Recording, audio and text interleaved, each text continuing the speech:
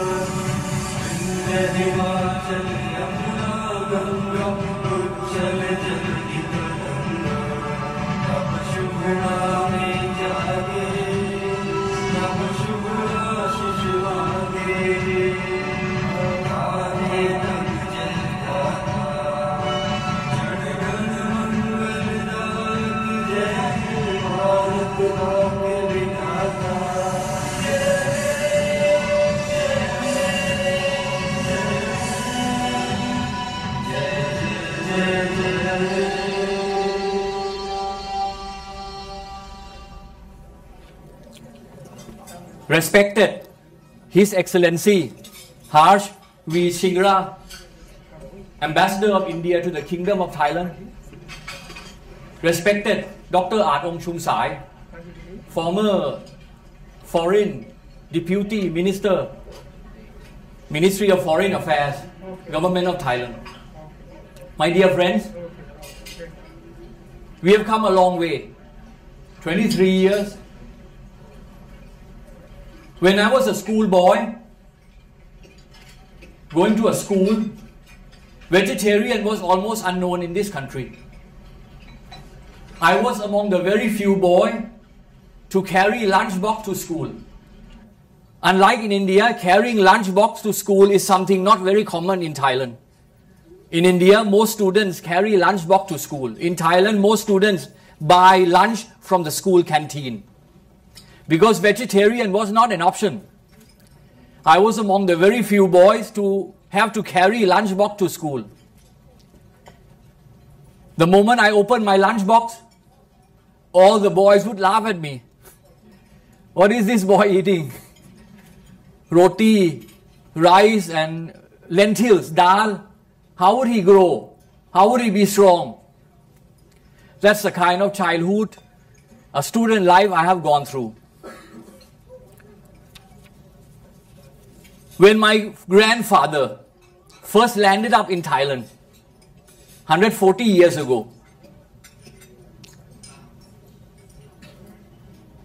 vegetarian was totally unknown word.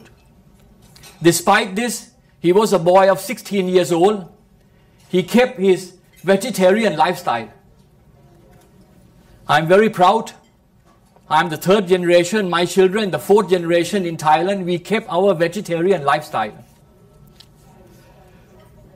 Thailand, basically, up to today, is still a meat-eating country.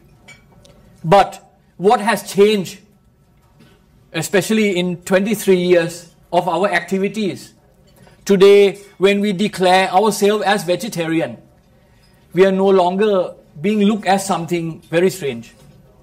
Unlike when I was a boy, today we are being looked with respect. Before we started BIVA, there were very few vegetarian outlets in Bangkok and all over Thailand. And there were none on Sukhumvit Road. In 23 years, what we have achieved, today there are more than 24 vegetarian outlets just on Sukhumvit Road. And more than 100 in Bangkok, more than 50, which is Thailand's second biggest city with vegetarian outlets. And the people turning to vegetarian, to vegan, is growing by leaps and bounds. Now, as we look left and right, we may feel, oh, I'm seated among strangers. Especially, we have a lot of newcomers today. Let's break the ice and let's get to know each other a little better. First of all, I would like to welcome some of our VIP guests. Can we have respected His Excellency Harsh SriNarula up here, please? We would like to welcome you with a bouquet of flowers. Yes, please. Yes. Yes. Yes. Yes.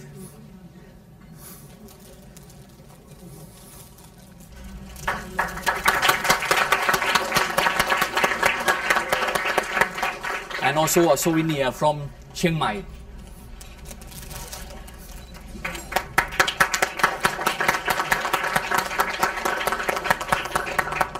We warmly welcome you. Thank you so much. Thank you.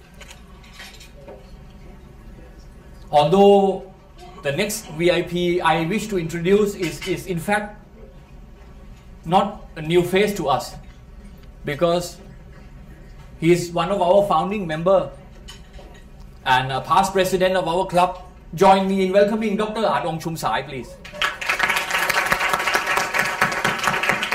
Can we have Ajahn Patchari Chamchoy to welcome officially?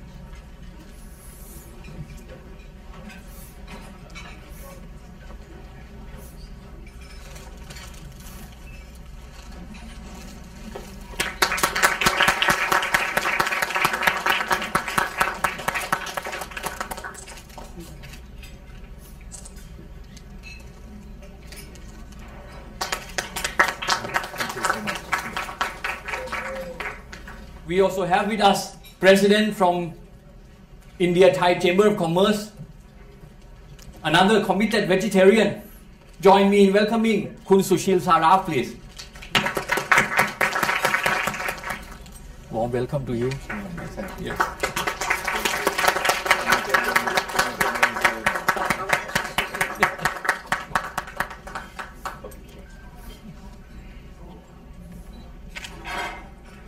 The 7-day Adventist group also has been one of the leading force throughout the world in promotion of vegetarian, including Thailand. I was born in their hospital, mission hospital. I spent few years in their school. So we have with us today President from Seventh-day Adventist Philippines and also former President of Seventh-day Adventist Philippine University. Join me in welcoming Ajahn Gladden Flores, please.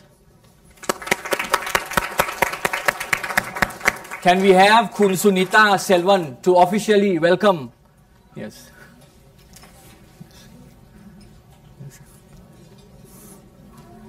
May I invite Missy Flores to come and join, please, Yes, for please. the picture? Yeah. Missy Flores. We wait a while. Yeah. Yeah.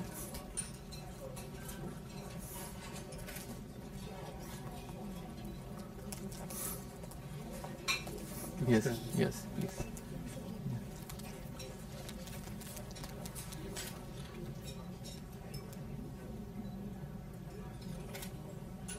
We warmly welcome you. Thank you, thank you, thank you, thank you.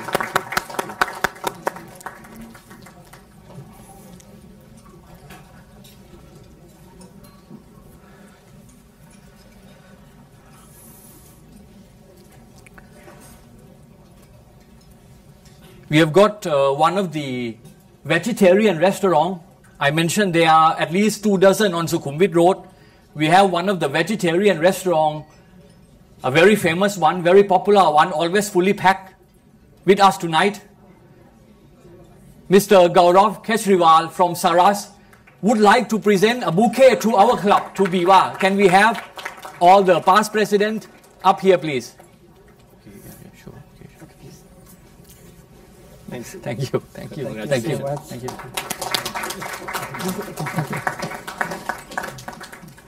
The new Prime Minister of India, Narendra Modi.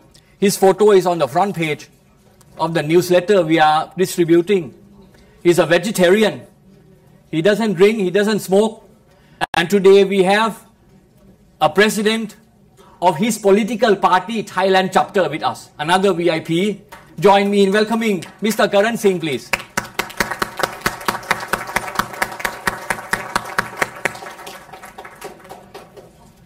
Can we have Kulis Chawla to present, officially welcome President of BJP Party, Thailand chapter.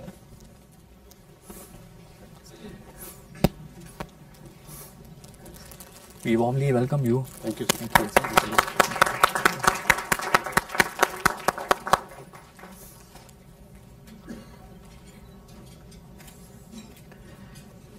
I would like to invite my very good friend, another founding member who stood by my side when we founded this movement 23 years ago.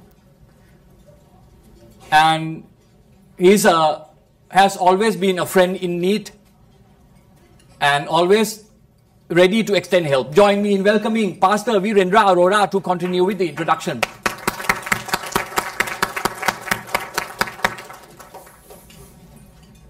Respected Dr. Alpong Chum Saina Ayuthia, Madam Boralak, Dr. Flores, Mr. Saraf, Mr. Kavalji, and last but not the least, Ajahn Pornthep SriNarula, the founder of Vegetarian Club of Bangkok. Originally, we called this club Veg Bangkok Veg International. And what a grand occasion it was 23 years ago on the birthday of our father of the nation, Mahatma Gandhi. It was an honor for me to be a part of this movement called Veg Bangkok Veg International. Then later it became Vegetarian Club of Bangkok, and now we call ourselves Bangkok International Vegetarian Alliance. It is my honor to be associated with this, being a vegetarian all my life. In fact, in 1977, when I was looking for a church, I wanted to join a church. I was looking for a church that would promote vegetarianism and serve vegetarian food. And thank God that I found Seventh-day Adventists. And I have continued my vegetarian lifestyle from Hinduism into Seventh-day Adventist Christianity. And I have my wife from Meghalaya. She's outside there with the sprouted whole wheat bread and peanut butter without sugar. She's sitting there. She's from Meghalaya, and I have two fine children. I tell people I have two grandchildren because both of my children are grand. They look grand. Why? Because we brought them up vegetarian. When my daughter was born, the firstborn, I did not know much about vegan. I was a vegetarian. We used milk. Occasionally we use eggs also. But before my son was born, I had learned something from the Seventh-day Adventists about vegan lifestyle. So I began to practice vegan, and my son has been vegan almost all of his life. And if you look at him, he's taller than me. Of course, he's more handsome. And I'm thankful to God for this knowledge that He has given to us. And by the way, after I became a Christian, I studied the Bible thoroughly, and now I have a complete Bible study why a Christian should be vegetarian. If a Christian believes in the Bible, if a Christian believes Bible is the Word of God, then a Christian should be vegetarian. Have no choice. If not, then you just don't believe it. And the command is be faithful unto death. Some people say be more faithful, I am less faithful. No. There is no more or there is no less. You are faithful, you are faithful. If you are not faithful, you are not faithful. There is no borderline, there is nothing in between. And the Lord calls us Christians to be faithful unto death. And He wants us to obey His command. He wants us all to be vegetarian. Because He made the creatures, He alone has the power to give life. We cannot give life to anyone. So what right do we have to take life? Even in the Old Testament times, when they were offering sacrifices, a sacrifice without repentance and true sorrow for sin was considered a murder and the most cruel thing to do. You don't believe me? You read Isaiah chapter 66 verse 2. He that killeth an ox as if he slew a man, he that sacrificeth a lamb as if he cut off a dog's neck. You continue in your sin and you want to offer sacrifices? Am I hungry for blood, he says? God is not hungry for blood. He wants a true, genuine sorrow for sin. With this, I want to welcome you all for the 23rd anniversary celebration of Bangkok International Vegetarian Alliance. First of all, I would like to invite and welcome the students from Satya Sai School from Lopburi. May I ask you to please stand up. Students from staff also, faculty from Satya Sai School. Yes, welcome them all. Thank you. And do you know that this school serves vegetarian food only? All 3 meals in the school are vegetarian. Okay. And if the students or their parents say their children need to eat non-vegetarian, well, you are welcome to take your child home.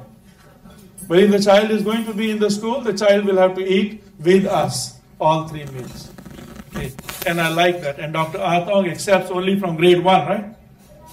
All the students enter the school, boarding school, on grade 1 only. No grade 2. They grow with the school from grade 1 to 2 and 3 and 4 up to grade 12. And many of them are in high levels. And Dr. Atong's goal was to produce a clean generation of people in every area of life, whether it's top or bottom. Because when he was a politician, he's a scientist also. His name is listed with NASA. because he designed a part for the spacecraft that was to land on the Mars. It always had crash landing. But after he designed the part, it had a smooth landing. So let's give a hand to Dr. Atong. Please. And Dr. Atong Chumsaina Ayutthaya has been a vegetarian for 34 years now? 34 years. Pardon? 34. 34 years. And when he was a politician, he realized how much corruption there was in politics. I remember he telling us the story, first day of his office when he entered, there was a bag full of money there. And he wanted to know for what?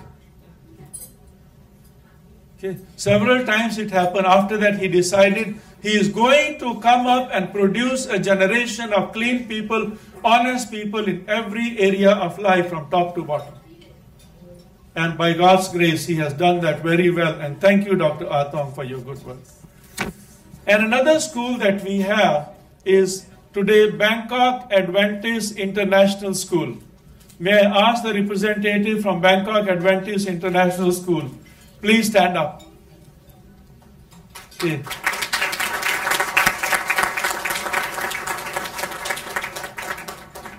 And this is one Adventist school that serves only vegetarian food. It's a day school, so their lunch, breakfast and lunch is vegetarian. So I'm proud of this school and the education they are giving. Okay. And they will be speaking to you in a few minutes, okay, afterwards. And now I'd like to invite the in-laws and outlaws of Achan Pornthep. All please stand up. Achan Pornthep's family, please. Let's give them a hand.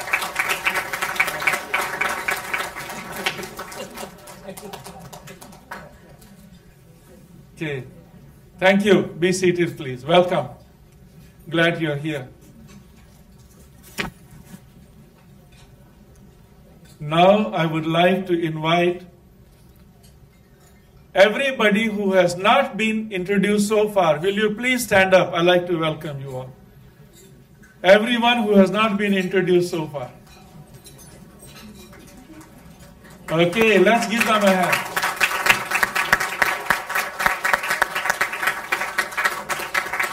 Thank you. I know there is a young man here with the black t-shirt. This one here, yeah. Please stand up. What's your name? Yes, yes. Yes. Pardon? Wayne, yeah. I am in his Sabbath school class. He is my Sabbath school teacher, but I'm sorry I forgot his name. Okay. And he is a total vegan. How did I know? When he came to my house for a Sabbath lunch, he was looking which one is vegan, which one is not. And when I came to know he was vegan, I said, hey, you can eat everything. In my house, everything is vegan. And he is from Philippines. To find a vegan from Philippines, do you think it's easy? No. Okay, Wayne, we are proud of you. And please inspire more young people to be like you. Thank you. I think we have warmed up the atmosphere. We have welcomed everyone. And please relax this evening as the program goes on. Thank you, Achan Pornthep. Look at each one of us. We are now a lot more relaxed. Now let's move to the appetizer for this evening before the main highlight. The appetizer. The day we were founded, 2nd October 1991, was the birthday of Mahatma Gandhi. That was the day we pick up to start our movement. Today is Mahatma Gandhi's 145th birthday. And United Nations has declared his birthday as International Day of Non-Violence. I would like to have an open forum, invite any one of you to come up with a tribute to Mahatma Gandhi, limit to maximum 1 minute each, or your resolution on occasion of International Day of Non-Violence, again 1 minute each. Now, first of all, information that many of you may not know. Mahatma Gandhi was nominated for Nobel Prize 5 times in his life. 5 times, 5 different years. He was never awarded.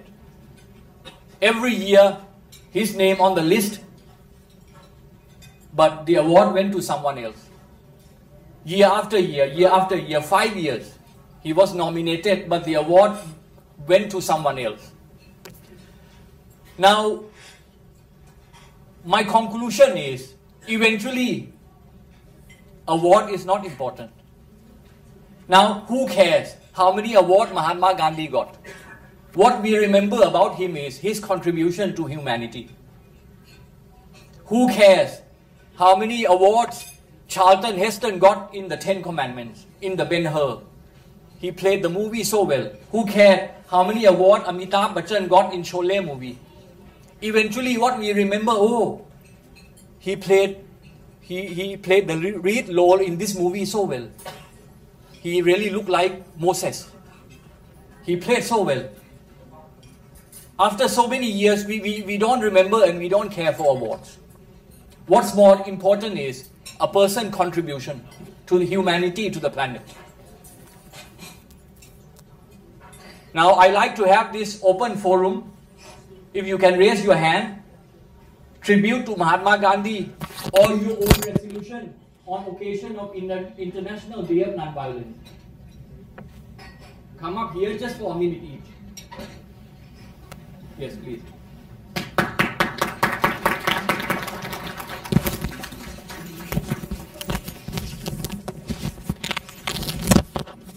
I want to relate an experience. Sometimes Mrs. Indira Gandhi had said, her grandfather Motilal Nehru used to say, there are 2 kinds of people in this world. Ones who do the work and the others who take the credit. Be the first kind because there is less competition there. So Mahatma Gandhi was that kind of a person. He did the work, he didn't care for the credit.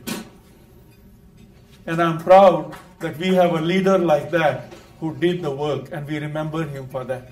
Thank you. Next. Yes.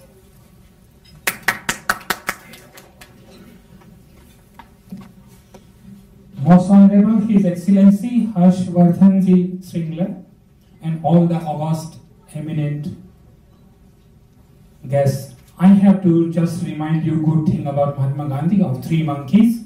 We find in every place with the monks here in Thailand, having ears closed, eyes closed and mouth closed. Means to away evils from 3 sense of body. But Pandit Jawaharlal Nehru has told something new that I am putting to you. After getting defeat from China in 1962, he was having rose on the white chola, having pigeon here. He was a peaceful person to the world, peace to the whole world. But after 1962 and 65, we won the war because keeping eyes open. Somebody's behavior is violent.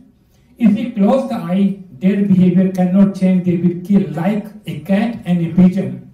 Pigeon will put her eyes closed, but cat will not spare the pigeon, not kill him. So all the 3 organs, please keep it open and select the goodness among the evils. That is the good message from Pandit Jawaharlal Nehru. Just put it to you. Thank you. Next, please. Yes. Coming all the way from Chandigarh, Punjab, India.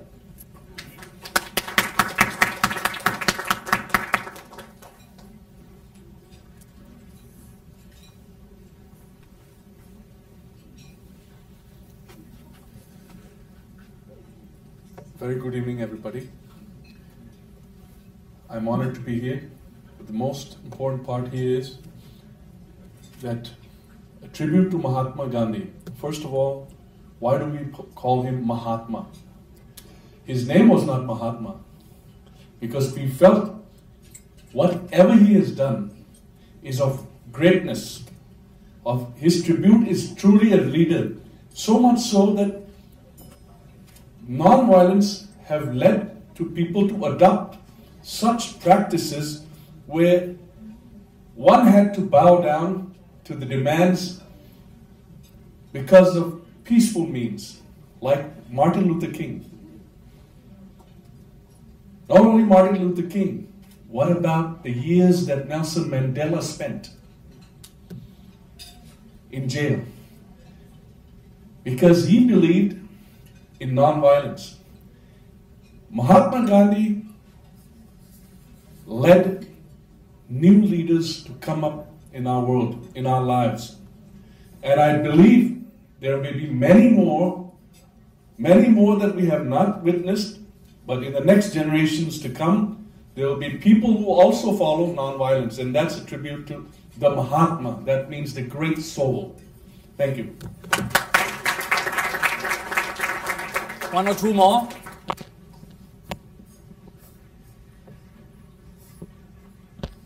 No? Okay, please. Join me in welcoming Ajahn Pat.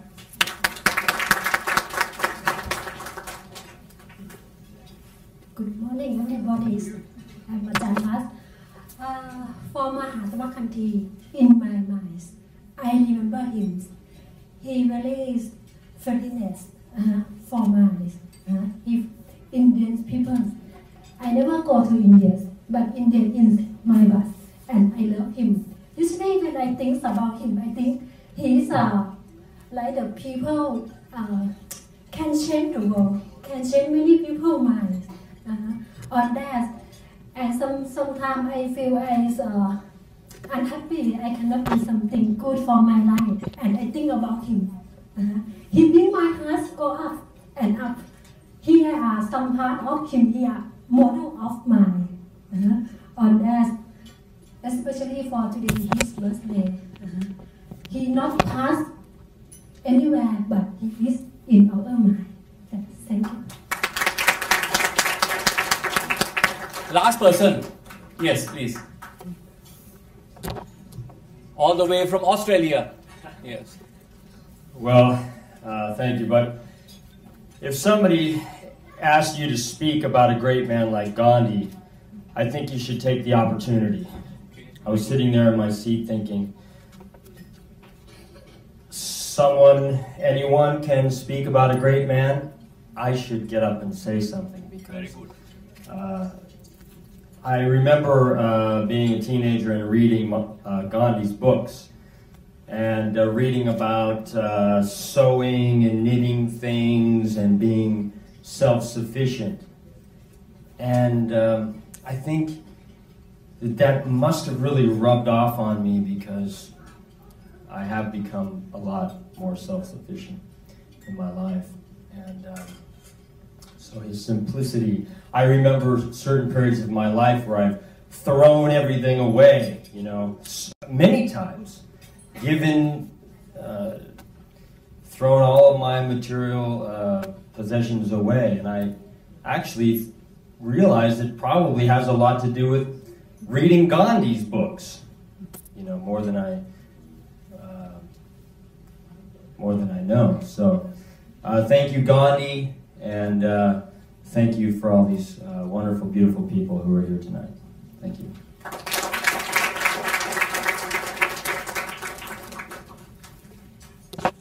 A big round of applause for all the beautiful words. Before we proceed for the celebration tonight, we come a long way, 23rd anniversary. I have a good news to announce. We still have plenty of food. So while we are going to celebrate 23rd anniversary, feel welcome to walk to the buffet table and fill up some more. Enjoy. Prove to us that vegetarian food, by the way, tonight food is 100% vegan.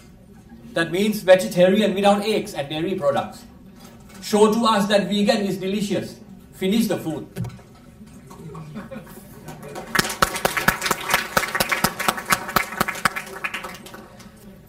I would like to proceed into 23rd anniversary celebration with cake cutting. can we again have the honor of His Excellency on the stage, along with Dr. Atong, Dr. Kamaljit, Kun Sushil Saraf, Pastor Virendra Arora, yes, and our VIP from Philippines, please. Yes. Shall we sing Happy Birthday to Veg Bangkok or BIVA? Okay. Happy birthday to you.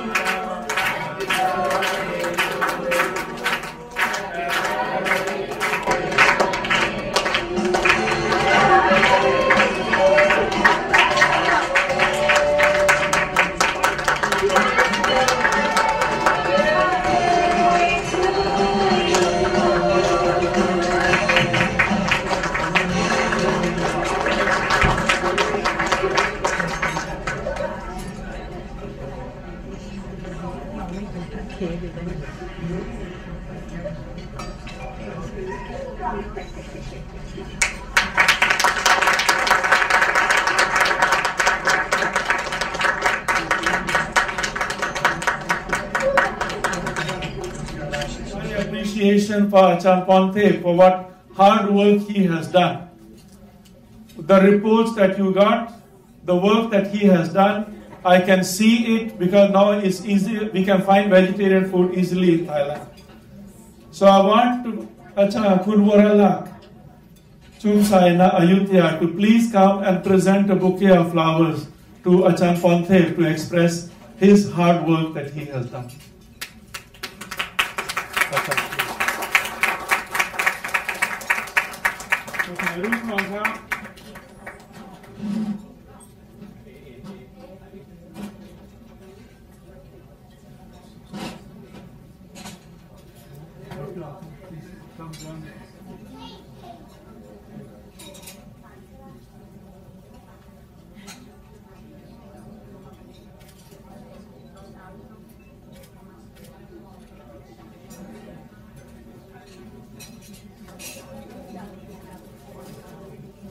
At this stage, we will go by the IVU, International Vegetarian Union definition of vegetarian.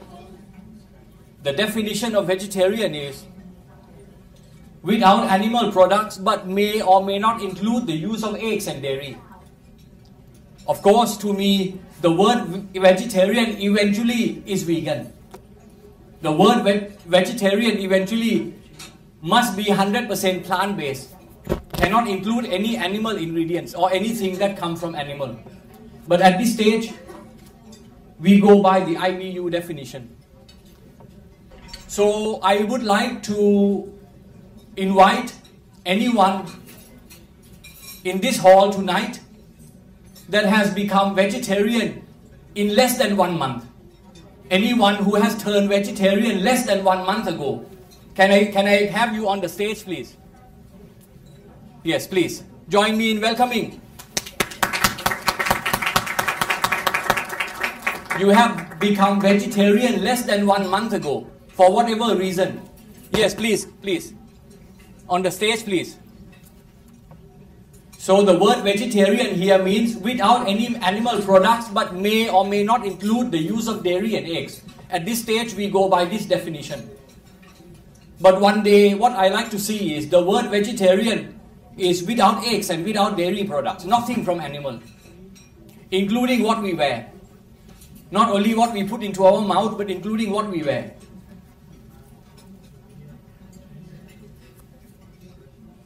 Why not a big round of applause for them? Now I like to have vegetarian in less than 1 year. Between 1 month and 1 year, who has become vegetarian between 1 month and 1 year? Any one of you here? Yes, are you? Yes, please. Vegetarian between 1 month and 1 year.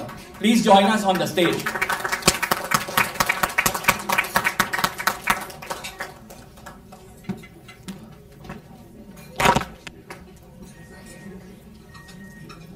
Anyone who turned vegetarian between 1 year and 5 years? Yes, please, on the stage, please. Between 1 year and 5 years.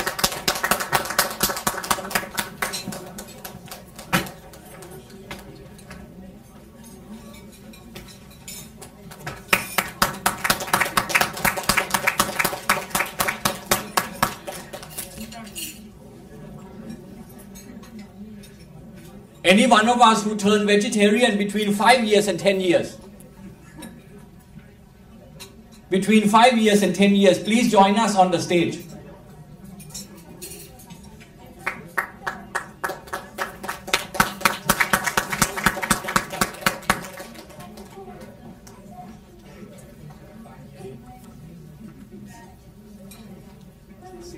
Six, okay. Since birth will be in the last group. Yes, but it's all right. It's all right. It's all right. Between 5 years and 10 years.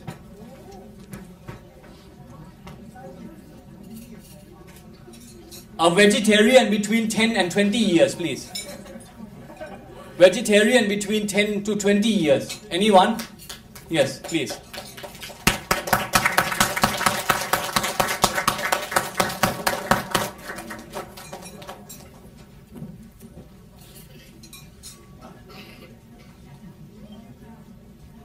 Okay, vegetarian between, okay, vegetarian between 10 to 20 years. Now next, who has been vegetarian more than 20 years but not by birth? Okay, who has been vegetarian more than 20 years but not by birth? On the stage, please.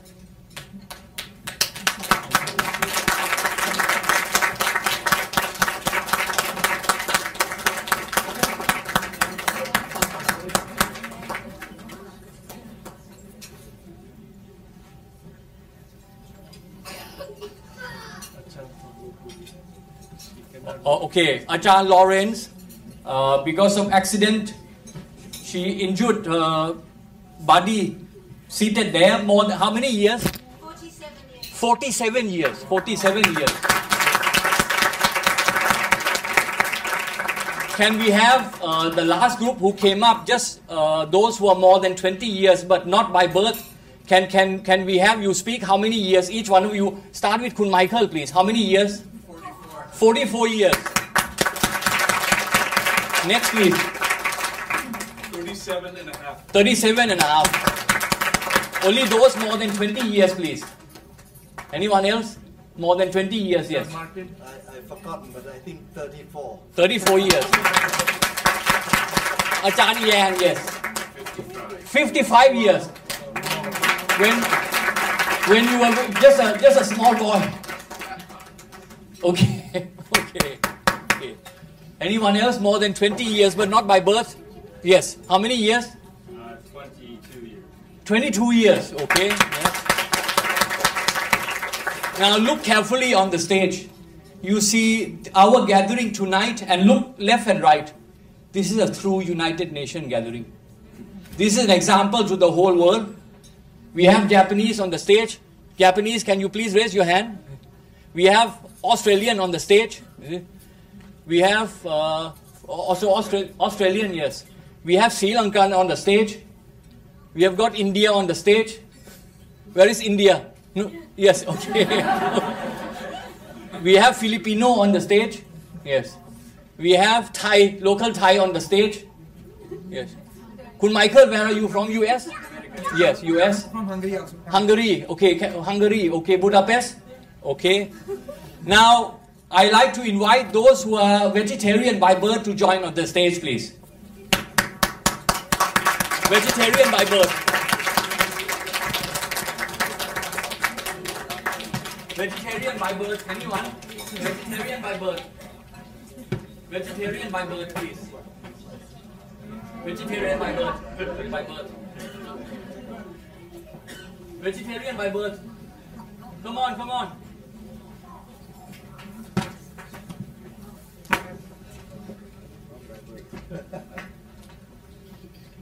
Come on, the rest of you, please come. Please come. Vegetarian by birth.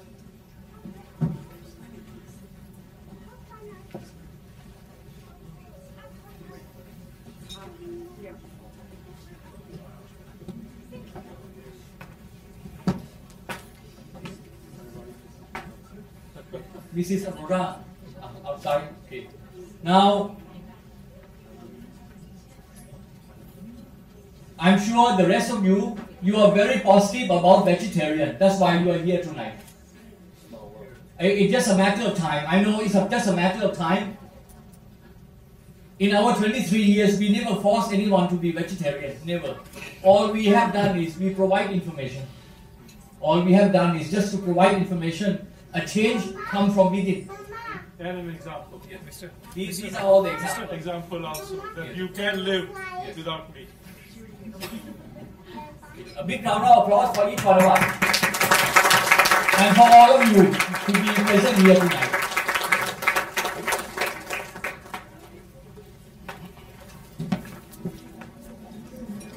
I like to get into another highlight of this evening. We have with us Ambassador of India to the Kingdom of Thailand. India is the world's largest vegetarian country. And our new Prime Minister just recently got into office is a vegetarian. He was hosted by President Barack Obama with total vegetarian when he visited US just a week ago. I'm very proud of my ambassador. Although I'm Thai citizenship, but my root is India. I'm very proud especially of this ambassador. For those who are not, yes. For those who are not very familiar, to get to this level, you have to go through lots of screening. In India, we have a service we call IFS, Indian Foreign Service. To get into the Indian Foreign Service itself, you have to go through screening again and again and again and again. And you can imagine a country of 1 billion people. And from the IFS, Indian Foreign Service, again a lot more selection. You look at me, I said I'm Thai citizenship. But I do not look like. But our ambassador actually look like Thai.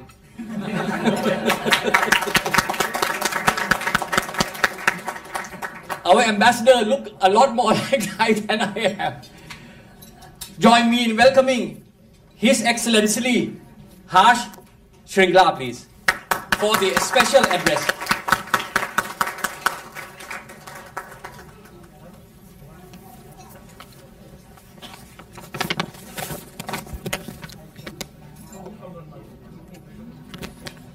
Mr. Pornthep, SriNarula, I'd like to thank you for the very kind words of introduction. I'm not sure all of it is warranted. Pastor Virendra Arora, Mr. Dr. Ong Jumsai Na Ayuthya, Dr. Kamaljeet Singh, Mr. Sushil Saraf, Mr. Gladys Flores, other distinguished guests, members of BIVA, friends. Namaste, Sawadee Khap, and good evening.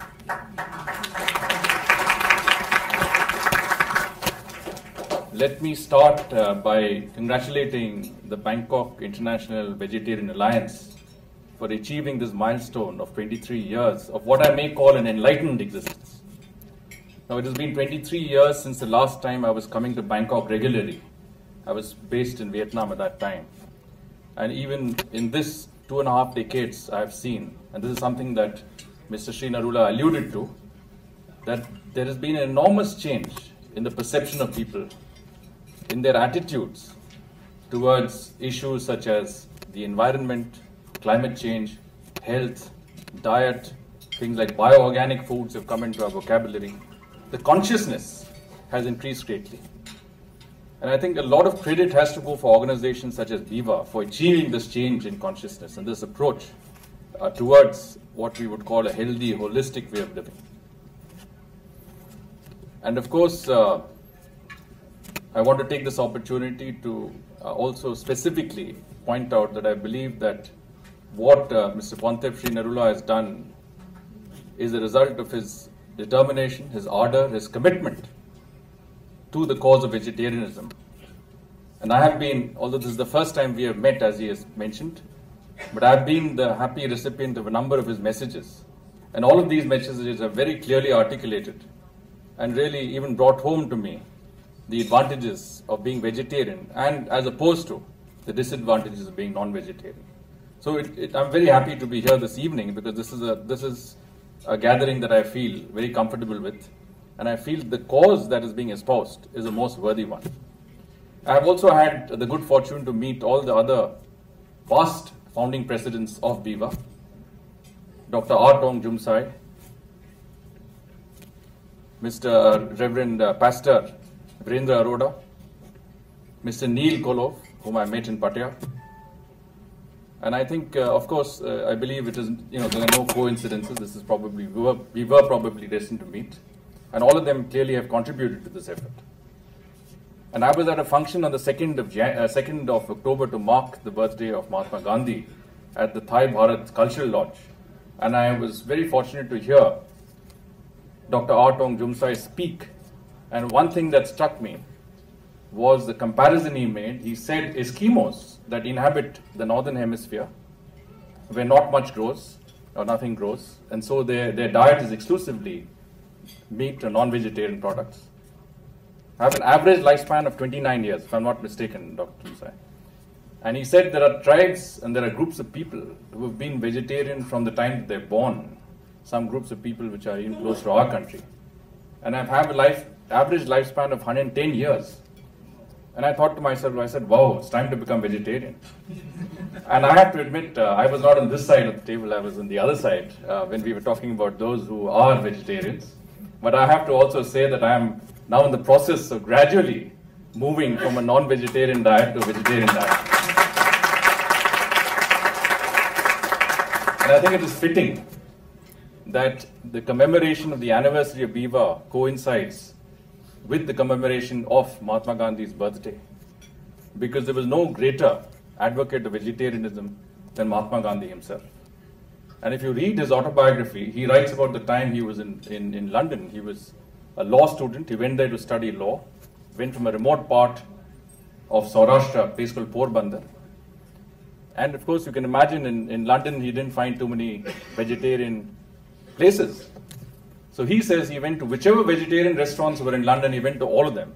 And there he met a lot of people who were also vegetarians, and he struck up a lot of friendships. And he was greatly influenced by this gentleman called Henry Salt, who wrote this pamphlet called A Plea for Vegetarianism. And since that time, as Gandhiji says, he says, after reading, from that day forward, after reading the autobiography, I may claim to have become a vegetarian by choice. And the spread of vegetarianism henceforth became my mission. And in 1931, that is a good 40 years or so, 38 years to be precise, after he left London, went to South Africa, established himself as a leader of a mass movement against colonialism in India, Gandhiji was invited by the Society of Vegetarians to give a talk in London on the moral basis of vegetarianism. And at that time, and again this is a very interesting talk that he's given, at that time he says that it is not enough to base your vegetarianism on health reasons alone. It has to have a moral compulsion, which means that he says that to become a staunch vegetarianism, a man requires a moral basis. He says what vegetarians should do is not emphasize the physical consequences of vegetarianism, but to explore the moral consequences. That way, you will remain a firm vegetarian. If it's only for health reasons, you may not stick to vegetarianism. And of course, on the 2nd of October, we were also told, and Mr. SriNarula had mentioned this, that's also the International Day of Non-Violence, which is recognized by the United Nations. And there was a function to mark this particular day on 2nd of October at the UN camp. And on that occasion, when I spoke, what I had said was that if we, on the issue of the Day of Non-Violence, I said if you look around us today, we see violence everywhere. Violence against each other, including terrorism, violence against the poor and the vulnerable, against women and children, caused by social strife and iniquities, violence against planet Earth reflected in man-made climate-changing activities and unsustainable lifestyles. And the last, of course, brings us to the issue of the fact that in today's day and age, whether we can afford to continue to be non-vegetarians and whether the cost of that is something that the earth can bear or not. But before that, I want to say a few words on what Henry Salt had said. What is his argument? And you can imagine in 1890 when he wrote this book, vegetarianism was not even a concept. And I'm sure he would have been a minority of a minority. He would have undergone a great amount of ridicule for his ideas. But he said the first reason he gave is cost. He said it's economical to be vegetarian. We pay so much for the meat we buy. Why don't we become vegetarians? The second thing, of course, he said is humane. It is humane to be vegetarians. It is degrading to mankind to teach our animals and fellow creatures with such cruelty. The third thing he said is it's natural. Because the argument at that time, everyone told him, he said, vegetarianism, but won't you become weak if you're not eating meat? But he said it is a natural part of man's diet to be vegetarian. It's less stimulating, but equally nutritious. You have pulses, you have beans, you have all sorts of things to keep you fit. And he said the aesthetics of food. We are far removed from our food. And this is what he's saying a good 120 years ago. And today, I think this is more relevant than ever before. If you look at what we eat, if you want a burger, you go to a place and you get hold of a burger. But what is behind that? I saw a documentary in the Discovery Channel which says how is it made, and you see the industrial scale at which products are produced and churned out today. Thousands of cattle that are slaughtered on an industrial basis. The meat is processed in a particular way. It's frozen, shipped across continents, brought to you. But when it comes to you, it comes in a very palatable form. It's very well packaged. It looks very nice. You have this nice old lady who's very kind, who's very good, but she's having this burger that she thinks is perfectly fine. But part of it is actually the background of it is all the packaging, the way the product is put forward, the aesthetic way it's put forward. And of course, you never realize what goes behind it. And this is, I think, the point that he was trying to make more than a century ago. Of course, Mahatma Gandhi's vegetarianism also had a basis because he believed in ahimsa, non-violence, and truth. And he could not pursue his goal. And he said people cannot pursue their goal if you are involved with any form of violence, and violence against our fellow creatures, violence against animals, is as difficult. There's a contradiction between pursuing a non-violent path and actually then eating meat at the same time. Of course, he didn't say that all his followers should be vegetarian, but I think he felt that there was a contradiction in terms. And of course, it was Jean-Jacques Rousseau who said, the animals we eat are not those who devour others. You do not eat the carnivorous beasts, you take them as your pattern. You only hunger after sweet and gentle creatures who harm no one, who follow you, serve you, and are devoured by you as a reward of their service. Now, one factor that comes to mind today, which perhaps was not very clear when Hunt wrote his book, his pamphlet in 1890, which is the environmental impact of non-vegetarianism or eating meat. In 2006, an FAO report said that raising cattle, mainly for meat purposes, contributed 18% to global gas emissions, greenhouse gases. According to another report, which is World Watch Institute, this was 51%. But whether it's 18% or it's 51%, the fact of the matter is that the impact on our environment of being non-vegetarian is significant. The other aspect, of course, that we have to keep in mind is the growth in the global population. When we started the agricultural age, when man started to stop being nomadic and settle down, 8,000 BC, the population of the world was 5 billion. 8,000 years later, in the first century BC, the population, global population, world population was 200 million. 1800 AD, this 1800 years afterwards, the population jumped to 1 billion, but it took 1800 years to go to the first billion. So 8,000 plus 1800, 9,800 years. But then, the second billion was achieved only 130 years later, in 1930. The third billion in less than 30 years, 1959. And the fourth billion in 15 years, 1974. And we are already in the fifth billion, which was achieved in 1987 after just 13 years. So what I'm saying is that the global population is galloping forward. And by the year 2024, we would have reached a population of 8 billion people. Now, whether we can sustain the sort of lifestyle that we have today is questionable. And there's another thing that comes to my mind is that over the past decade or two, we have achieved a great amount of progress in bringing a lot of people out of poverty into the middle class. People have much more disposable income than they had earlier, which means their nutritional levels are going up, which means they're consuming more, they're aspiring to consume what they see as what others have, which is basically you're going to from a vegetarian to non-vegetarian diet. And this is what Hunt had said earlier. He said that the cost factor is important, but if you can afford it, you think your children should become healthier, your children should become stronger, so they should go into a non-vegetarian diet. So with this growing population, you also have a growing number of people who can afford to move from a vegetarian diet to a non-vegetarian diet, which means that you're adding to the demand for non-vegetarian, demand on our animal populations. And of course, this is something that may ultimately prove to be unsustainable. And this is the question that we need to ask ourselves, is that what are we heading for? Is it only a matter of moral choice, or is it a matter of the survival of the human race ultimately? In India, of course, Mr. SriNarula has pointed out that a good majority of our population is vegetarian. Vegetarian because of spiritual aspects, vegetarian also because of the climate. You know, with a very tropical climate, meat does not stay. You don't really need that level of protein. You've got enough from what nature gives you.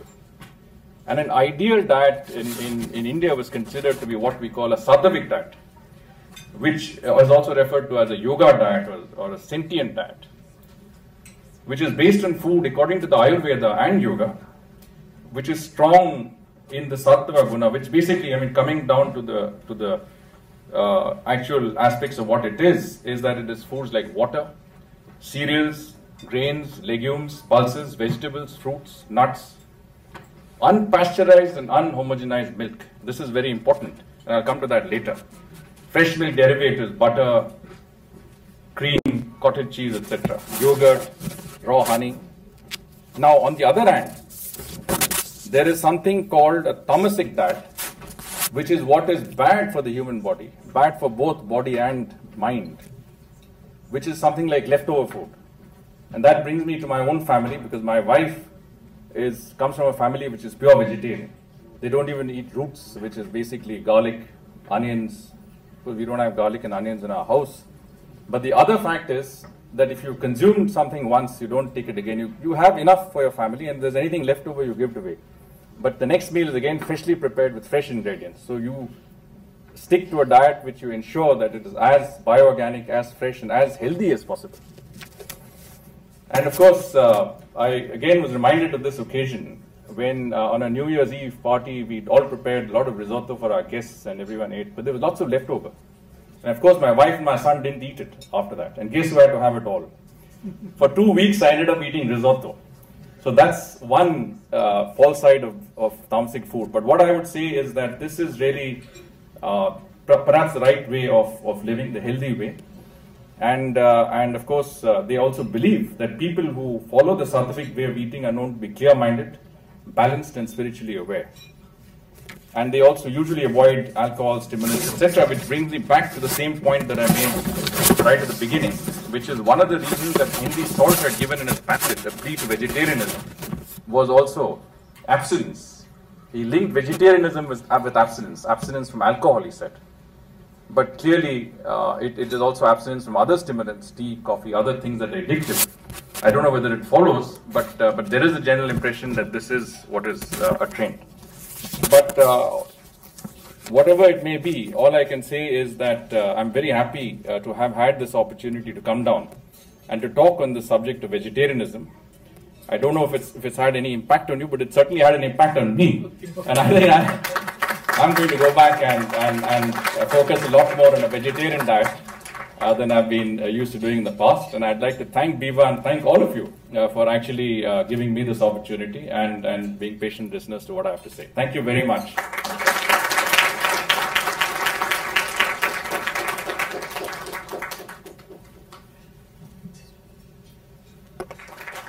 The speech was unbelievable. After this speech, respected ambassador, you are not only ambassador of India, you are ambassador of vegetarianism. Really unbelievable. It's so much in depth. Nothing left uncovered. Everything fully covered. All aspects. Global warming, environment, moral, health. We really love to have you in a team, sir.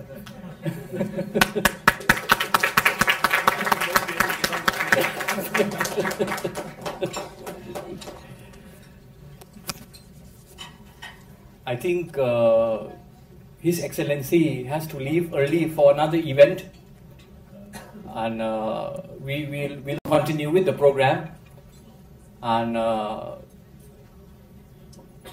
if Dr. Kamal, if you can, and Ajahn Aurora, please. Yes.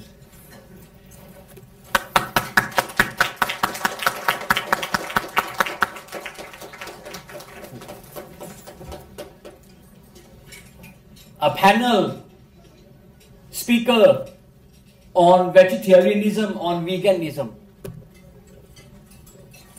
I was born vegetarian and I turned to vegan 30 years ago. And I wish that the word vegetarian one day would mean only vegan. The word vegetarian to me cannot include any kinds of animal products.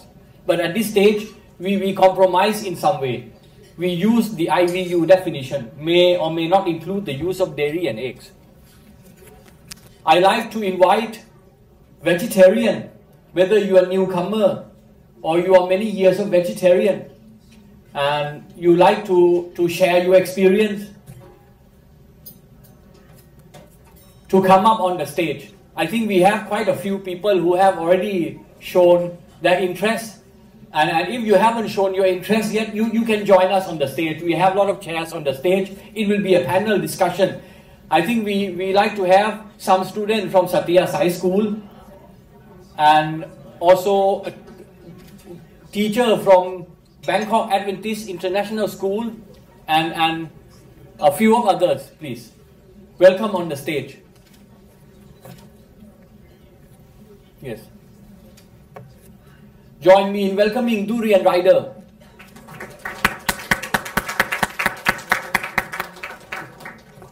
Students or teachers or management, a few more, we can still fill up the rest of the seats.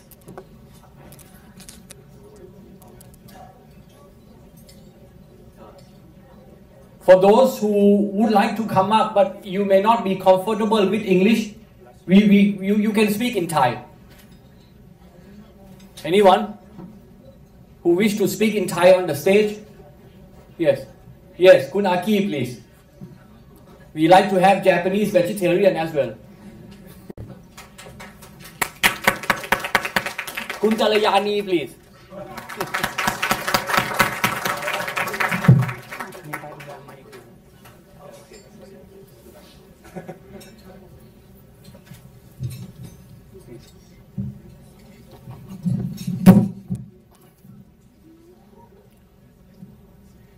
First round, keep it very short. I like your name and how many years have you been a vegetarian? We go one by one. Just keep it very short. Just your name and how many years vegetarian, please. I'm vegan Win and been vegetarian for 2 years. Okay. Hi, my name is Ted. I have been vegan for 5 years. Hi, I'm Diane. I have been vegan for 4 years. My name's Ian. I've been a vegetarian for 55 years. I'm Ushan. I'm a vegetarian for last 2 weeks.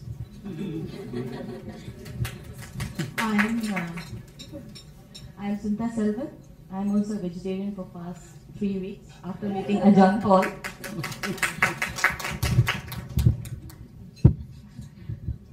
I'm Kazi from Japan.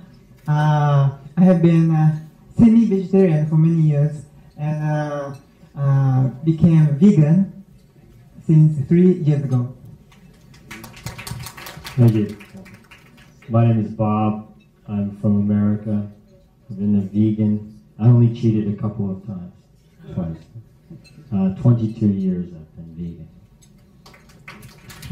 Hi, my name is Divashni. I'm from Singapore. I've been vegetarian for 14 years. My name is Lakshmi. I'm from Indonesia. I've been a vegetarian for 3 months. Hi, my name is Susie. I'm from Hungary and I've been vegetarian for 3 months. Hi, I'm Divya from Singapore. I tried to be vegetarian a few times and failed, but so far 3 months. Durian from Australia, vegan, 13 years. Althea from the Philippines. For 13 years I've been a vegetarian.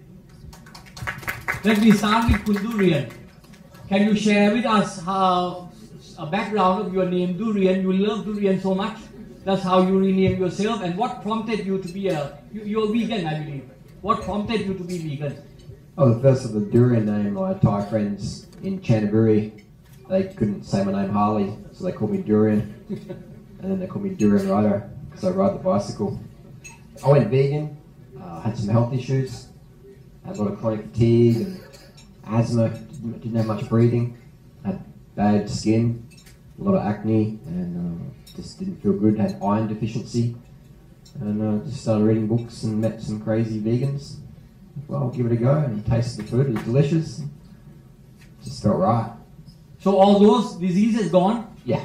Now I'm running marathons. Today I cycled my bike 124 kilometres this morning. I rode to the airport, rode around the airport and rode back to Sukhumvit. Tomorrow I cycled 200 kilometres to Pakchong. So yeah, it's still really good now. Tasty vegan food. Who else is vegan on the stage here? Can we have the vegan first? Can you please share what prompted you to become vegan? Kun Aki. What prompted ทำไมถึงมาเป็นวีแกนครับทำไมมาทานวีแกน Why? Yes, why? Yes. You can speak either English or Thai, but no Japanese here. I can speak English. Okay. I'm Japanese. May I ask a question?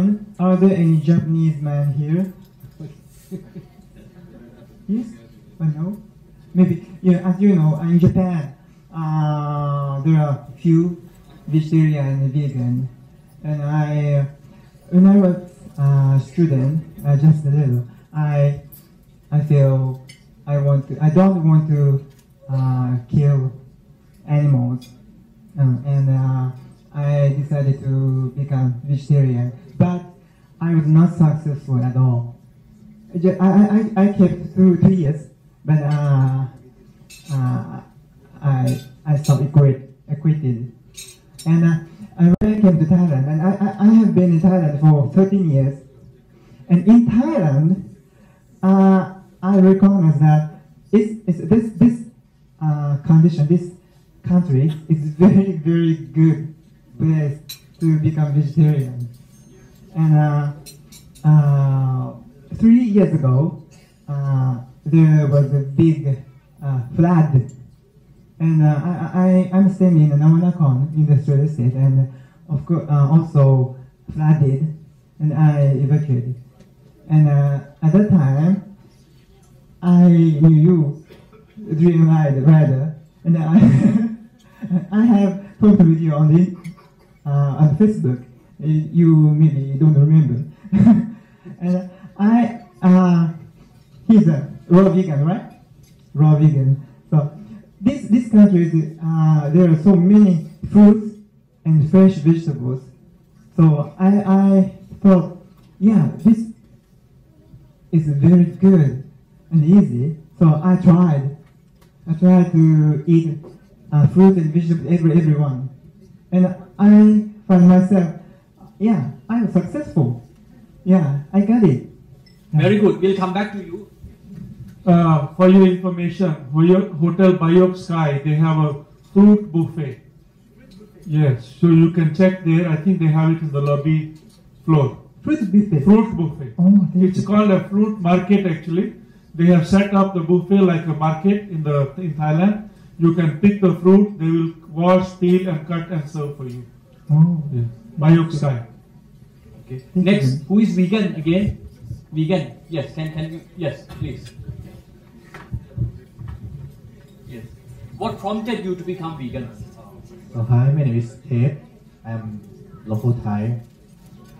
What got me started to become a vegan was because about 6 years ago when I was studying in the US, I had the chance to watch some of the video on YouTube on the internet like earthing from farm to fridge, and that shocked me to thinking that before I always thought that maybe I saw the animals meat cloth in the market. I never liked to go close to it, but then with my ignorance I always think that okay, maybe they will kill in a not very suffering way. That's a lie that I tell myself. But after that, after I have seen the video, that opened my eye. I realized that it's not what I thought. It's so much of suffering that I could not take part in it anymore. So that's what started me to think of becoming a vegetarian. But after more research from the internet, more learning that I do, my only answer is I have to be a vegan if I want to be true to myself and I don't want to contribute to their suffering anymore. So next year I took the action while I was becoming a monk for 3 months. So I took the action right there. In US, you became monk? In Thailand. I came back to Thailand. After coming back to Thailand, yes. So yes, so I jumped from the meat eater to vegan right away in that time. So I have been consistently a vegan for 5 years, and it will be a lifelong. Very good. Next, please. Vegan. Yes, vegan. กัลยาณีค่ะ I have turned vegan for 4 years after I have seen the truth from the Supreme Master So TV. for you, no transition period from meat eating to vegetarian, straight away to vegan. Yes. Yes. Okay. Yes. Because I have seen the truth about the killing animals in the slaughterhouse, and I think this injustice, and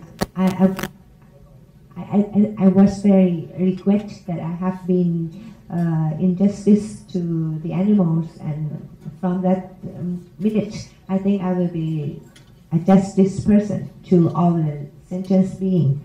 That's why I turned vegan immediately in 1 minute. Okay. Okay. For all the vegan, we'll come back to you. We'll come back to you with the question: why do you think vegan is ultimate? For those who have turned from eating meat to vegetarian, why do you think it's insufficient? Why do you think vegan is ultimate? We'll come back to you. Now we'll go to Ajahn Ian. You became vegetarian now 55 years. Oh, you don't look that old. Are you sure 55 years? Yes, okay. Very much. Okay. So as a boy becoming vegetarian, I'm sure you must have gone through lots of resistance. Can you share us your yes? I didn't. Yes, there was people tried to make me eat meat, Okay. and of course, the more they forced me, the more I became a vegetarian. Okay. So they actually, these people, the meat eaters, turned me into a vegetarian. Okay. And how about your parents? As a boy? No, my parents not vegetarian. No, but have they resisted you? No, it was not so much my parents. It was the other relatives. Other relatives. So your parents accepted? Oh yes. A boy? How many years old? Well, when I was about 5. 5. So your parents accepted a boy of 5 years old to give up meat. Well, what happened was my mother took me to the doctor. I wondered why, but she took me to the doctor to ask the doctor about the vegetarian diet. And a very wise doctor, he said, yes, it's perfectly healthy to eat a vegetarian diet. So I didn't eat. I didn't really eat much meat after that. Okay. Next, a vegetarian of only 2 weeks. Ushan, can you share with us what happened that prompted you 2 weeks ago? Yeah, actually, basically, I'm from Sri Lanka. Actually, this idea was in my mind long years. So I was exposed to kind of vegetarianism promoting trainings, but I did not have a chance. Oh, I would say like this. I had an excuse not to become a vegetarian. My excuse was like I need to be traveling. So when I'm traveling to Bangkok and other countries, there's no places to eat vegetarian foods. That was my biggest excuse I was keep with me. But actually, last event I attended to BIVA event. So on that day I took the decision. So my excuse was because of like cities of Bangkok, there are no vegetarian foods and I have to only eat meat. But sitting in this city, I took the decision to become vegetarian. Okay, very good. So far you haven't broken in the last 2 weeks. Not at all. Okay. Next 3 weeks vegetarian. Yes. Yeah, I've been vegetarian for the past 3 weeks, and the reason for it is that I met Ajahn Paul at one of the meetings here in Omni Tower, and then it's like, you know, when we're eating meat, it's actually like animal abuse. Like there are lots of violence going around in the world all around, and you see it in the news everywhere. But actually, when the chicken is laid on the plate, that's also a violence that we are doing by eating it. So that's why whenever because I come from a pure non-vegetarian family, it's very difficult for me to turn vegetarian. So every time I find an excuse, like, you know, meat is available everywhere in Bangkok. But then when I met Ajahn Paul and had a talk with him, and he was like animal abuse and all those, even the vegan, he told us about the milk. Actually, the cow milk is not meant for us. But then turning to vegan is a bit difficult for me right now. But then I made a decision that I have to stop the animal abuse myself first, and then maybe I can teach my children also. Thank you. Who is from Satya Sai School? Can we hear something from you? What is the? Can you share something about vegetarian environment in Satya Sai School?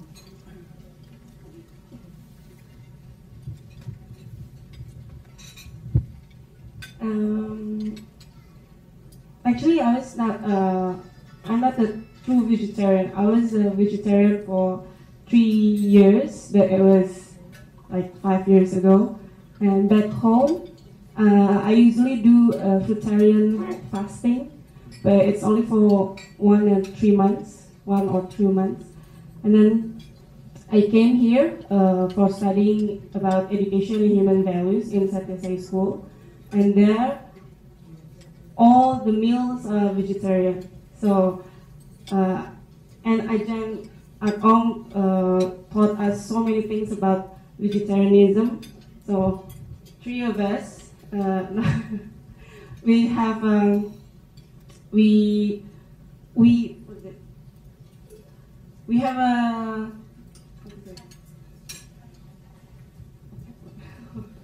we felt that we feel that this is very good. Like back home before I came here, I have trouble with my skin, and then so many pimples and but when I've been vegetarian here in the Satya Sai School, I feel that my skin like no pimples, it's only one here, and then I can feel it, and then I feel my body a bit lighter, and then yeah, so many changes. And so are you ready to go back to your country and continue with vegetarian? Yeah. Okay, very good. Next, from Satya Sai School. Yeah, basically the same thing happened with me. We attended the course in the Satya Sai School in human values, and basically I'm from Hungary, and the Hungarian dishes are very fatty, and everything is with meat. So before I wasn't even thinking about it to be a vegetarian. And then I attended the course, and we had all these meals in the school. And I was thinking, okay, if Dr. Arthur Jungsai will explain to me what is the benefit of being vegetarian, I will be a vegetarian. And yeah, he taught us why is it important for us to clean not even our skin, but the mind as well. Because if you eat animals, you can eat their stress and their fears before they die. So after this, I'm sure that I'm going to be vegetarian. So before coming to Thailand, while living in Hungary, you heard anything about vegetarian? No, obviously you hear about it because of the media and everything, but you not pay attention because you just live your life, and this is the way how everybody lives. And any vegetarian available in Hungary? Yeah, sure. So now it's not going to be a problem because I think it's all in the mindset. So if you make a decision, then you can continue to live in this way. So I'm very grateful, and it's been a very big lesson for me, and thank you so much. Okay, next. I'm from Singapore. Back home, most of my family is vegetarian because the Vegetarian Society showed us how really animals are cultivated and what they go through, the pain that goes into. So I was actually vegetarian for 2 years, but it didn't last long because of peer pressure, and I realized it's actually all these reasons are just excuses, it's about the resolve, whether you're ready to do it or not. So when I came here, I was so glad because, in fact, I put on a lot of weight because the vegetarian food is so good at the school.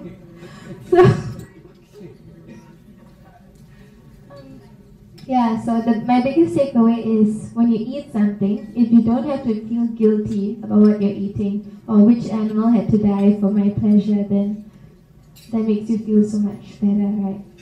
Yeah. Okay, then from Adventist, yes. Yes, I grew up in a college, an Adventist college in the southern Philippines, and this college serves vegetarian meals. Only vegetarian? Only vegetarian. So I grew up, we hardly had any meat. And then when I got married, I learned to eat meat, a lot of meat. But I really liked cheese and dairy products and eggs. But when I came to Thailand, I noticed that whenever I ate chicken, I developed an asthma. So all of a sudden I said, no, stop. And then I stopped eating meat. After some time, a few years, I backslid with fish. But then I decided again, no, I'm going to be vegan. And when I became vegan, I felt very light and like my pressure was okay. But what happened was I backslid again, and I started to eat cheese, and I was itching all over. And my friend said, he's vegetarian, he said, you know what? Because the toxins have already left your body, you're putting them back in again. So he said, why don't you go back? So I am struggling to go back to being a vegan, and my sister who's a vegan herself says, it needs discipline. You have to ask the Lord to help you. And we Seventh-day Adventists believe that the very first diet that was given to man was fruits, vegetables, grains and nuts and legumes. And only after the flood, where there was no meat, where there was no plant that they could eat, were the people allowed to eat meat. So now that now that the world is polluted, and the fish, even if they're grown, and all the feeds that they feed to the animals, they are all the animals we eat are sick. So we get sick too. So it is an encouragement for us, aside from being a vegetarian, and which I want to do also, is to also exercise. Okay, we'll come back to you. We like to hear the vegetarian environment in Australia, please. Actually, I'm not from Australia, I'm from America. From America, yeah. Sorry, from America, yeah. The vegetarian environment. Once Durian told me that the two best places, according to him, in the world for being vegetarian is Thailand and America. Do you agree?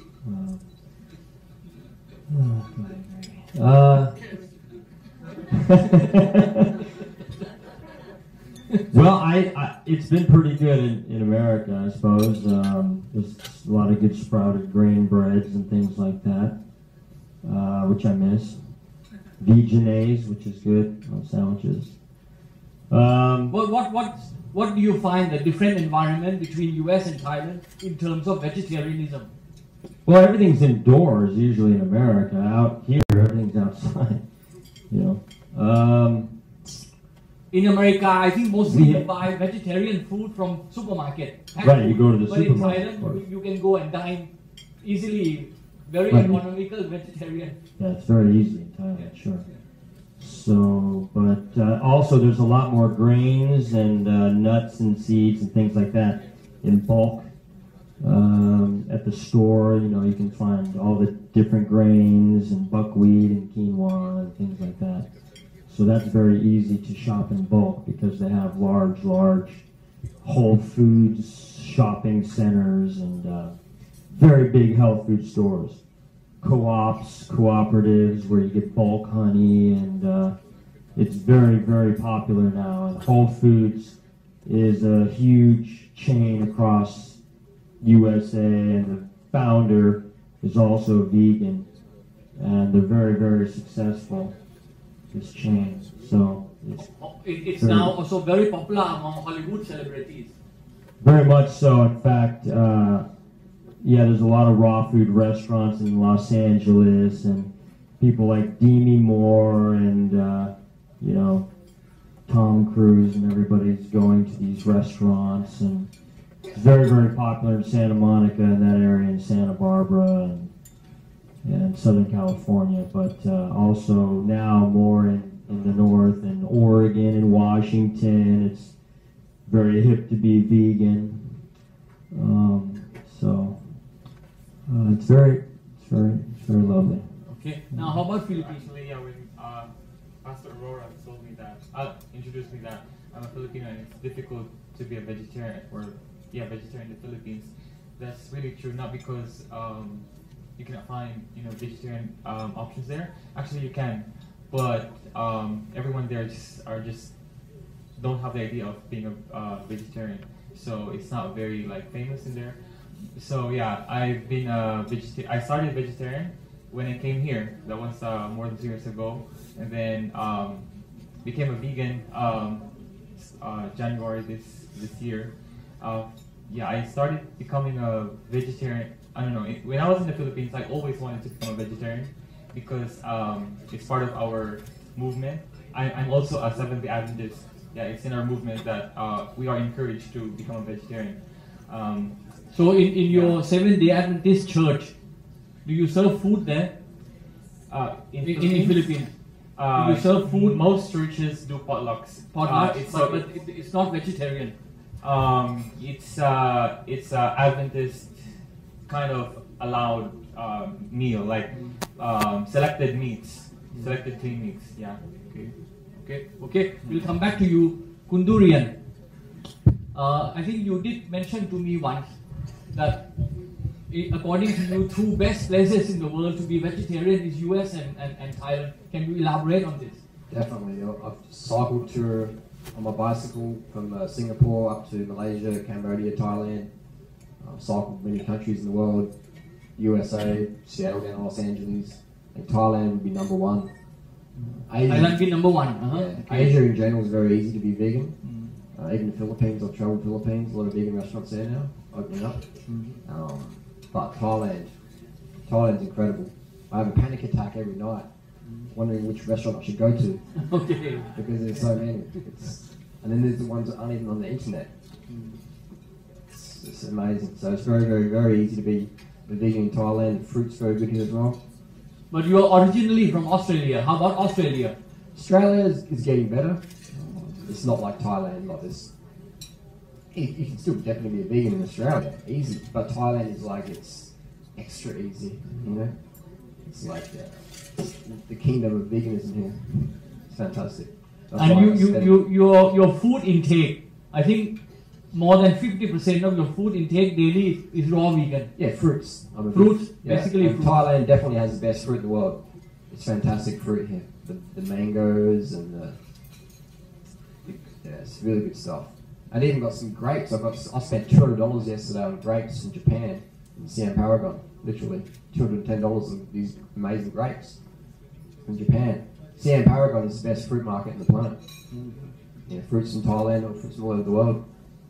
Really good stuff. Okay. Now, my next question. Why do you think being vegetarian is insufficient? Eventually, vegan is ultimate. Can you elaborate on this? I was vegetarian for a week back in April 2001, but it still didn't alleviate my asthmatic problems or my digestive issues. And the proteins in the dairy, the casein, can be very sensitive to a lot of people, and the hormones as well, because the baby cow, the hormones are designed to make it grow really heavy. So it's not the added hormones, it's just the naturally occurring hormones, and they can cause excess weight gain or cancers and breast cancers, things like that. Like for sensitive people, lung issues. Also, it's vegetarian diet can be eating cheese and eggs and stuff can be too high in fat and cholesterol. So you're better off switching out for more fruits, grains, legumes, things like that. Potatoes, yams, all the tasty stuff. And it's easy. I think the thing is you just got to dive into it. It's like speaking Thai. If you try and speak Chinese in Thailand, it's tough. Just dive in vegan head first and you'll see a whole new world open up. Pornthep, why vegan is ultimate? Why vegetarian is not enough?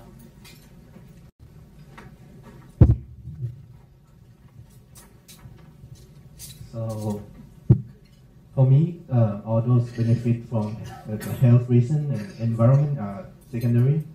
For me, the main reason that I become a vegan was because the moral reason. For me, I became a vegan because I don't want to contribute to the suffering of the animals. And vegetarian or still eating eggs, milk, and honey, which all those things will still produce in mass production. And if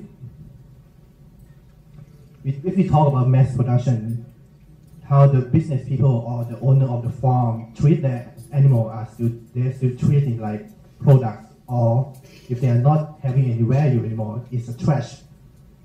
If that still happens, no matter what kind of products they produce from the animals, either it's egg, milk, honey, or anything else, it's still going to be cause the suffering to the animal for sure, because of the mass production. And in the mind of business people, they care about profit, they don't care about animal welfare. So you can see from all over the internet, YouTube, how they produce eggs, milk, and all other animal products, and you can see not even more. We can talk about what we wear and even the animal entertainment. All those things, even though we are not consuming that flesh anymore, it still somehow contribute a lot to the animal suffering. So that's why ultimately I have to be a vegan, because I totally disagree to how the animals were treated. Yes. Okay, Kun Kalayani, why consuming milk and consuming eggs are part of cruelty? Why is that so? Because still suffering of the animals, and maybe more suffering than eating meat. Because the milk and the eggs are very cruel, and with the small children of the animals. And it seems like that the form of the meat is changed to be the liquid of the milk is white liquid. Sounds good, but in fact it's formed from the blood of the mother. So and the chicken and the eggs is the form of the chicken before turning to be chicken. So as long as we drink milk and eat chicken, we are still meat eaters. And the second reason is that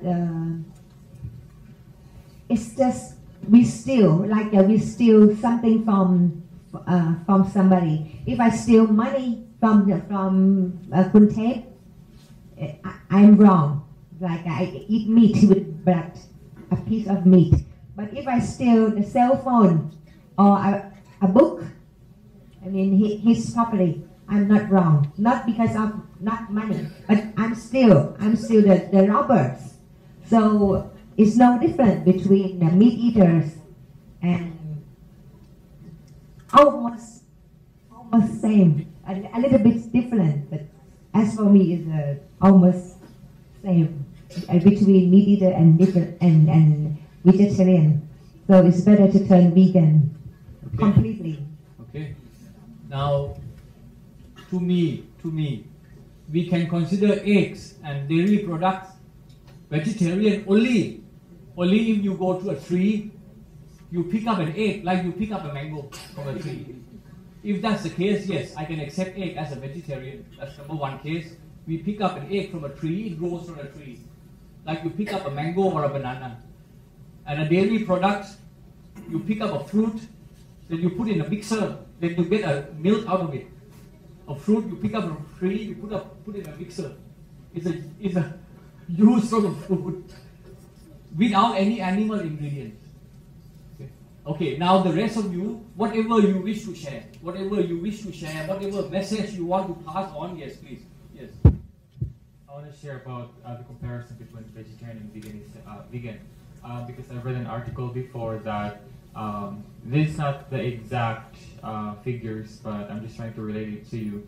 That if you are a meat eater, maybe your risk of cancer is maybe like, let's say, 90%. If you're vegan, your risk is maybe 10%. If you're a vegetarian, your risk is closer to being a meat eater. So it's being vegetarian is not very far from meat eating. And yeah, that's one, for health reason. For animal rights reason, if you consume milk and egg, you're not very far from meat eaters. You still contribute a lot, not small, but a lot to animal suffering. And so, yeah, health, animal rights, and third, environment. Because I mean, if many people consume milk and egg and any other animal products, so of course, where does this products come from? These comes from animal, and the more animals are in the industry, the bigger the effects of the environment, like greenhouse and all these things. So it's not very far from being a meat eater. So yeah, so I think that's what I wanted to share. I like to add, to me, milk is meat in liquid form. Milk is meat in liquid form. It comes from animal body. So it's part of its body, but it comes in liquid form for its baby. Naturally designed for its baby. Okay. You like to have? I want to say something to the Christians here. I'm sure there are many Christians here, or those who are from the Western world. You've heard about the moral, ethical, spiritual reasons from Indians. Those who are Christians, I want you to check in your Bible, Proverbs chapter 12, verse 10. It says, a righteous man regarded the life of his beast. Righteous man has respect for the life of his beast, animal. What does it mean? That means, who does not have respect for the life of his beast is not righteous. What is the opposite of righteous? The next phrase it says, but the tender mercies of the wicked are cruel. A wicked person, even when he tries to be kind, he is still cruel. So that means a person who has no respect for the life of the animal, he is wicked. And we all know God has called us to be righteous. And there is another spiritual reason. Romans chapter 8, verse 19 to 23. For the earnest expectation of the creature waiteth for the manifestation of the sons of God. What is the creature here? The animal kingdom. They are waiting for the manifestation of the sons of God. Who are those? It's you and me, all of us, the sons of God. So the earnest expectation of the creature waiteth for the manifestation of the sons of God. For creature was not made subject to vanity. Vanity means the Old Testament sacrifice system. When God offered the first sacrifice to cover the nakedness of man and woman, did he take permission from the animal? Can I kill you? Will you give me your skin to cover this nakedness? No. The creature was not made subject to vanity willingly, but by reason of him who subjected the same in hope. What was his hope? So that when man has to kill an innocent animal for his sin, he will think twice before sinning.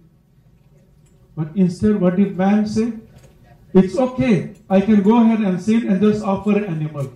And the Bible tells us clearly the blood of bulls and goats could not make them clean from sin. It had to be the blood of the pure, spotless Lamb of God, and that is Jesus Christ. And that is why it says, creature was made subject to vanity not willingly, but by reason of him who subjected the same in hope. And then it says God has a plan for the animals also. Now the Bible scholars will not agree with this. But there is one verse in the Bible, there's only one verse, you cannot make a doctrine. One word, God said, let there be light, there was light. But theologians say one verse is not enough to teach a doctrine. So it looks like theologians, they know better than God. They have more power than God. But God has a plan for the animals. Because there is a day coming when he will reveal to the animal kingdom, these are my sons and my daughters. And that day you think animals will believe him? They will say, God, I think you are mistaken. How can you say these people are your sons and your daughters? How can you are the one who gave us life and they killed us? They took our life, they cooked us, they roasted us, they fried us, and they flushed us down the toilet. And they will not believe God. My friends, spiritual reason there is in the Bible as well.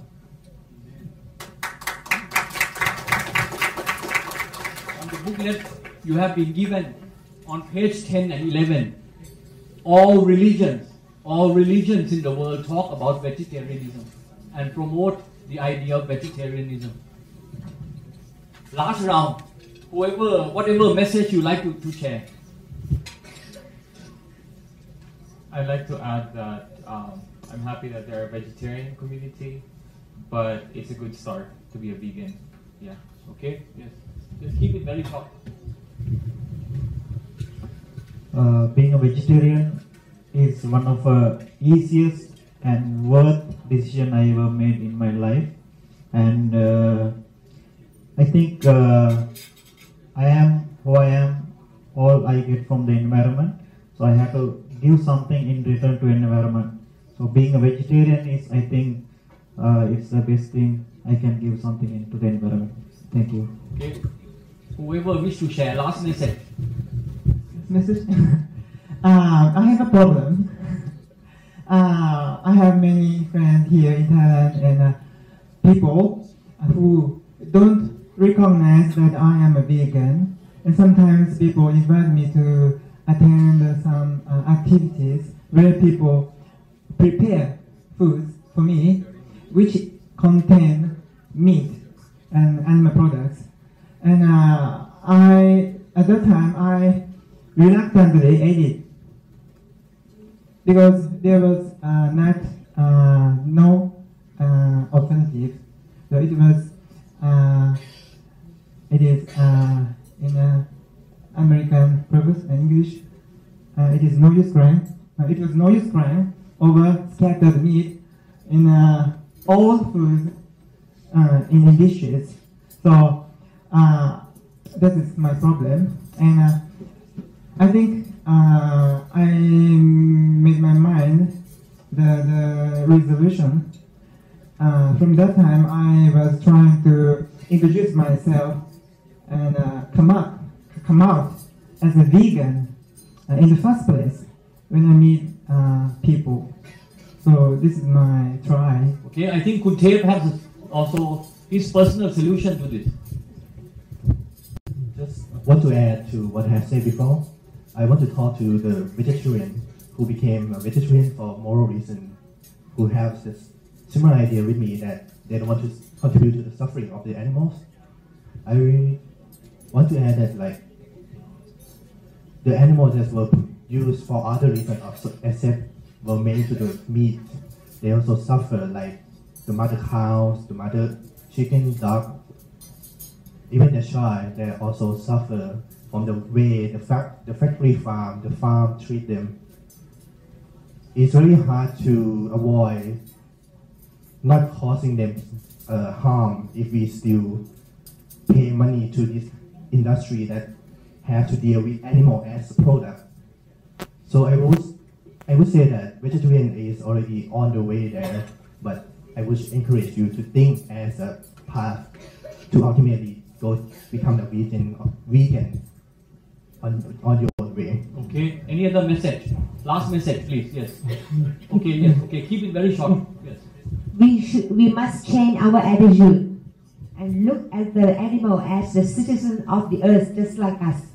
Okay. Good. Yes. Good. Yes. Yeah, I think by hearing all the panel of speakers, and I think I should be a vegan now. Like Okay. just being a vegetarian. Vegetarian for 3 weeks now, Yeah, and now moving to going vegan. to be a vegan Oh. because. I just want to say that when I was 19, I had 2 kids, and I had been eating a lot of meat at that time.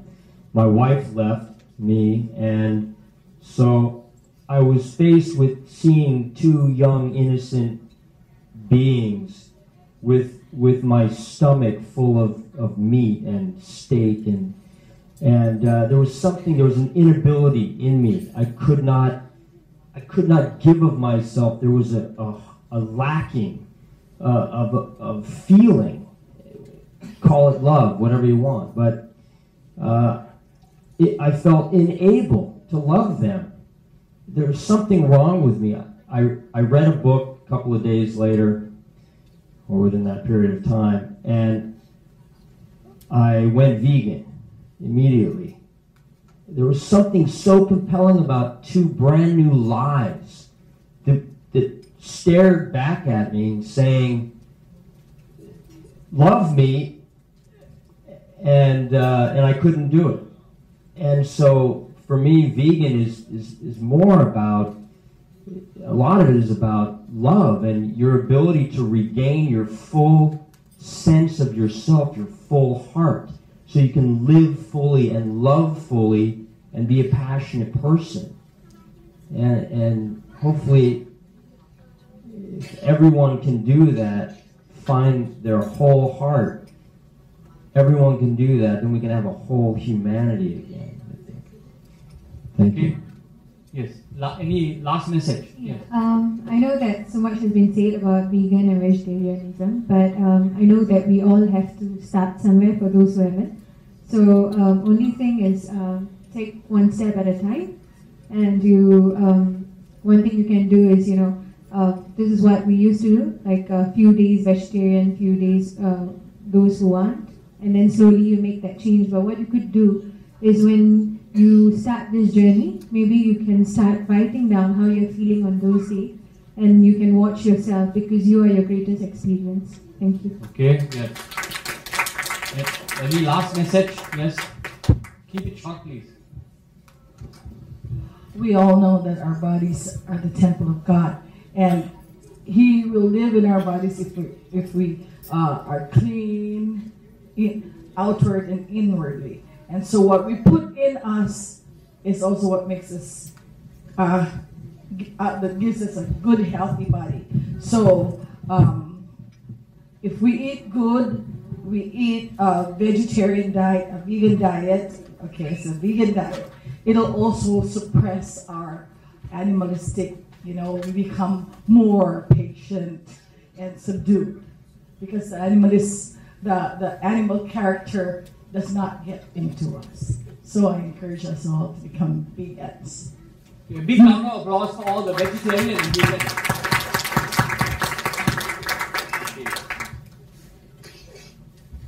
Quickly? Yeah. Last message? Yeah, last message.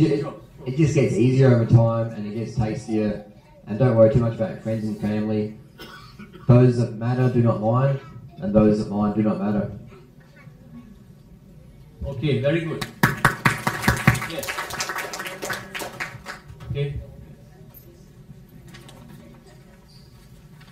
Our next BIVA event, program number 267, 3 weeks from now, 26 October, Sunday.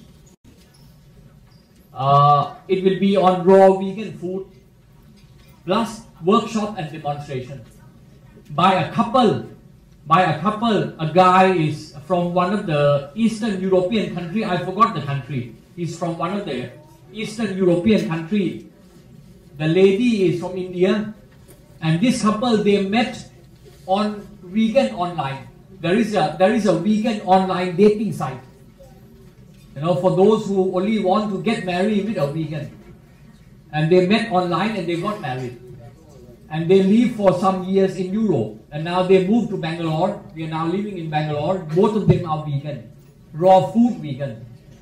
And they are coming to Thailand for holidays during Diwali. You know, Diwali is Indian New Year, 23rd. So they'll spend 4 or 5 days during Indian Diwali and Indian New Year in Bangkok.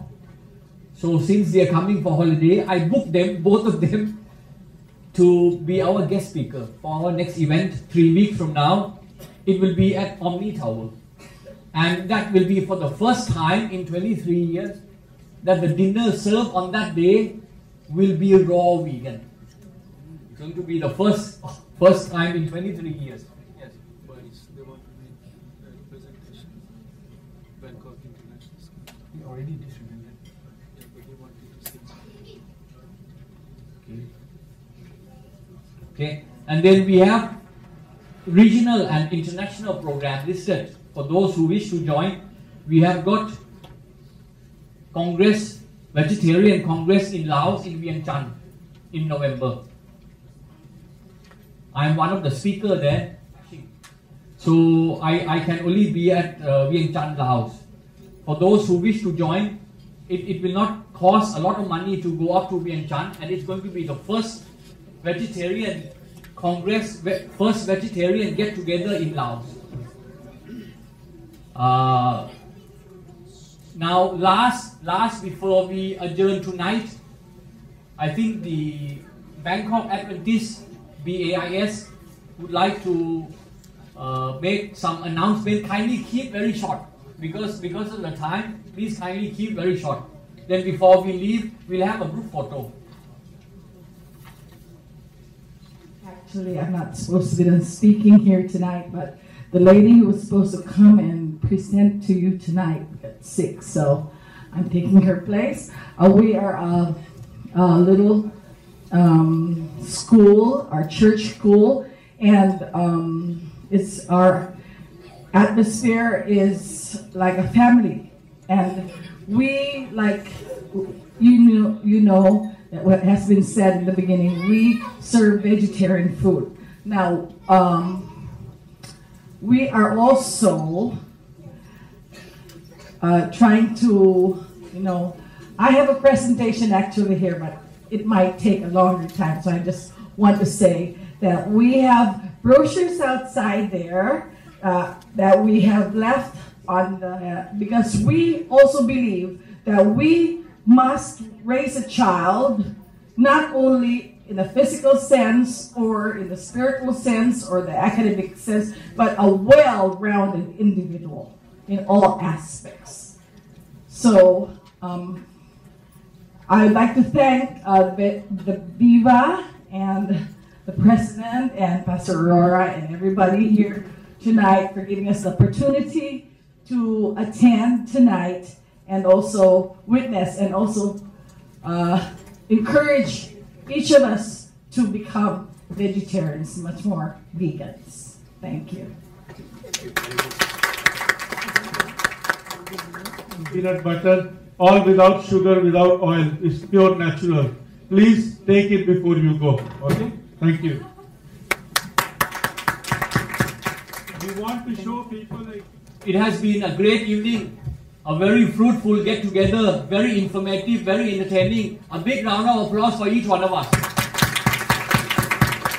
We meet again Sunday, 26 October, and then we skip November since we had to get together this month. We skip November, then we meet again on Sunday, 21st December for Christmas New Year party.